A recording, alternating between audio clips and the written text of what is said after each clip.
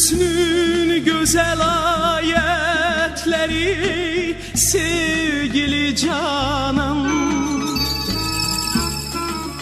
olmuş bütün alemde senin şen-ine şayen.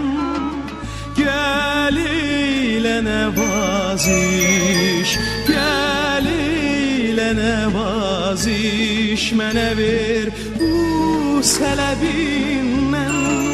Çünkü güzelin bu sesidir aşık esan. Çünkü güzelin bu sesidir aşık esan.